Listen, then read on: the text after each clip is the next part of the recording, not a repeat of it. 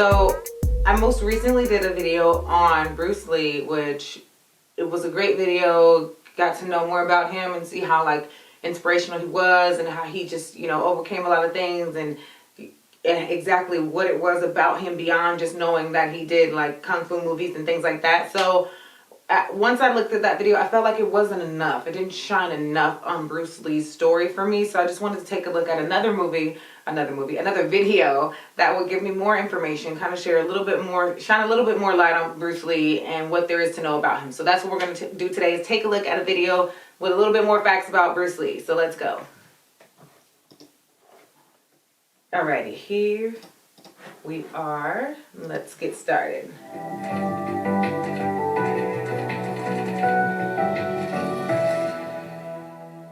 Welcome to Top 10 Archive. He was a martial arts legend, starring in over 24 films and inspiring handfuls of posthumous video games and documentaries. Pulled from the world far too soon at the age of 32, Bruce Lee led a life of success as a martial artist, actor, and philosopher, earning him status as an icon well into the 21st century. We're chronicling the life of Little Phoenix with these top 10 amazing facts about Bruce Lee. Number 10, Bruce Lee, Cha-Cha Master. Before I hear it, someone in the comments, and I think it was only one person or maybe two, mentioned that he knew dance, but I think they may have said ballroom. I'm not sure, but regardless, someone said he was good at dancing. So the first one immediately is that he was a cha-cha master. So quick on his feet during his fight scenes, it's not surprising to think that Lee would also be a pretty decent dancer. But to think of him as a cha-cha champion, it may not fit his typical image, but in 1958, at 18 years old, the martial artist won Hong Kong's Cha-Cha Championship. It's believed that while studying arduously alongside Kung Fu, the dancer kept a notebook stocked with 108 different cha-cha steps. After returning to the United States from Hong Kong. And his notebook next to his Kung Fu and fighting moves, probably, he's got his other notebook on his cha-cha moves. Man, I would have never, ever thought that. He started a career as a dance instructor before launching his American martial arts career. Really? Number 9, character inspiration. People with very specific Hollywood images are bound to provide inspiration for somebody down the road. And when it comes to the very iconic Bruce Lee, there seemed to be no shortage of video game characters that were quite obviously drawn in his image. Small-time characters like Fatal Fury's Han Fu, Jan Li from Dead or Alive, Wang from China Warrior, and World Heroes Kim Dragon all bore striking resemblances to the famous martial artist. Larger franchises, such as Tekken, rather obviously recreated Lee in digital form, giving his persona and look to the fast-footed forest and martial law. Other characters that have Lee to thank for their inception include League of Legends Lee Sin, Oolong from Yi Kung Fu, and even Hitmonlee from Pokemon. What? Number 8, the era of Bruceploitation. After Bruce Lee passed away in 1973, lowbrow filmmakers saw an opportunity to recreate his image and popularity with look-alike actors, or Lee-alikes. What spawned from this concept was Bruceploitation, an era in China and Hong Kong during the 1970s that saw a multitude of martial... Everyone was trying to be Bruce and keep Bruce alive. I get that. But there's only one Bruce. Films aiming to cash in on Lee's fame and success, leeching off of the late actor's notability. Some actors, including Tadashi Yamashita, Wong King-lung, and Binge Lee, took on stage names that were typically just different spellings of Bruce Lee. To exploit the actor's death, some movies were advertised as genuine Bruce Lee films and were released to coincide with the showing of real Lee movies. Bruceploitation films were given clever titles, including The Clones of Bruce Lee, My Name Called Bruce, Exit the Dragon, Enter the Tiger, and our personal favorite, Bruce Lee Fights Back from the Grave. Oh, that's rude. Number 7, he was terrible behind the wheel. The man may have been a master of throwing punches, but if rumors from his closest acquaintances are true, the martial artist was a pretty bad driver. Attributed to his poor eyesight, the actor who ironically played the Green Hornet's proficient wheelman and sidekick, Kato, was so bad behind the wheel that he often asked former student Steve Golden to Wait a minute. Ironic. So hold on. You played the driver.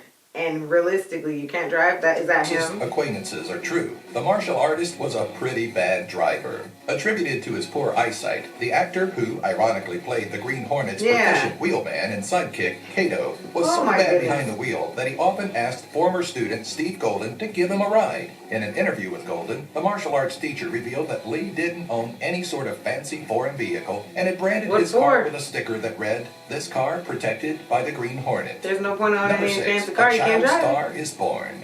Before becoming a martial arts icon in cinema, Lee actually started his career as a child star. Allegedly, Bruce was 6 Really? years old and visiting his father on the set of a film when the director took notice of the young boy and felt audiences would love him. Since his first role in his father's film, the youthful Lee appeared in over 20 different films, starting in the Jeez. 1946 film The Birth of Mankind.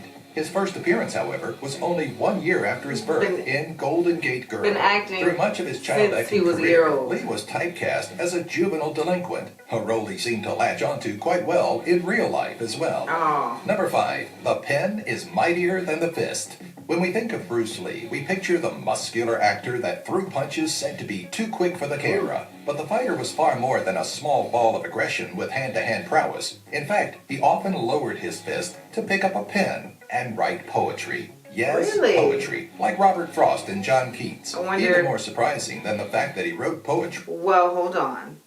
I can say he probably was really good at it because in my other video I did on him, I was just wondering in my head, I wonder if he was any good at it. But he mentioned the thing, you know, about water, be like water. And he probably wrote that or thought it up in his head, but it seems like he definitely has a way with words. Okay, I believe that. Is that it's actually considered good. Among some of Lee's poetic works are Night Rain, The Hummingbird, All Streams Flowing East or West, Boating on Lake Washington, and The Silent Flute, which Lee translated into a screenplay that later inspired Richard Moore's The Circle of Iron. Really? Number 4, I have to few read some fights poetry under on his this. belt. Though he was known for his ability to fight, Bruce Lee didn't actually leave behind much of a professional fighting record. There are scattered reports from eyewitnesses that claim to have been present during private bouts between Lee and other fighters, but there are very few recorded fights. Now you guys did mention this in the comments as well, that there's not a whole lot of like professional fighting, but there was rumors that he got into fights here and there. So this is backing you guys up, which I know you guys don't do me wrong. So yeah, that's Involving the interesting. late martial artist, with 3 being among the most notable. The first of his professional face-offs was against Gary Elms during a Hong Kong amateur boxing tournament. Reports about the match claim that Elms survived the entirety of the 3 one-minute-long rounds, despite being knocked out on multiple occasions Nice. by Lee. Lee's second Multiple. fight and victory took place at a YMCA in Seattle, Washington, and was against Yoichi Nakachi. The two allegedly squabbled over which fighting style was better, Lee's Kung Fu or Japanese Karate. The actor's At the third YMCA. infamous bout was against Wong Jack Man and is famously shrouded in rumors and myths. Number 3, Wow. Lee versus Wong Jack Man.